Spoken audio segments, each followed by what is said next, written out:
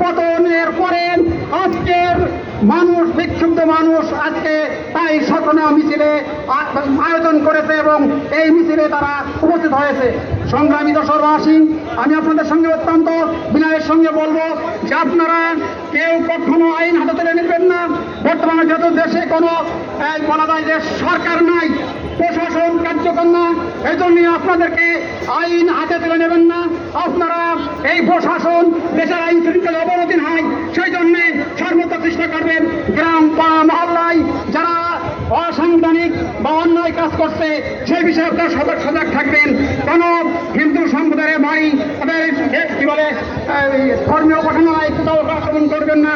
কারো উপরে ব্যক্তিগত রাগ থাকতে পারে, সেগুলো অন্যরকম ব্যবস্থাতে সালিশি সবার মাধ্যমে সেগুলো সমাধান করা যায়। কিন্তু কেউ কোনো আক্রোশ প্রশমিত করবার জন্য কারোর উপরে অবৈধভাবে অন্যায় করে কাউকে খুন হত্যা পঙ্গু করার চেষ্টা করবেন না। আমি আসুন আমরা সবাই, এখন আমাদের দরকার শান্ত হয়ে দেশকে গড়া, দেশের শান্তিকে বজায় রাখা, দেশের মানুষের শান্তি দেওয়া, তাদেরকে আশ্রয় দেওয়া, তাদেরকে অভয় দেওয়া যে না আমরা এটি তোমাদের জন্য, তোমাদের শান্তির জন্য। সেখানে আসুন আমরা সবাই যশোরবাসীর আস্থার প্রতিফলিত হই। আল্লামা শহীদ তৌফিক দিন। আল্লাহ হাফেজ। আসসালামু আলাইকুম। বাংলাদেশ জিন্দাবাদ। ভারত ইসলামী জিন্দাবাদ।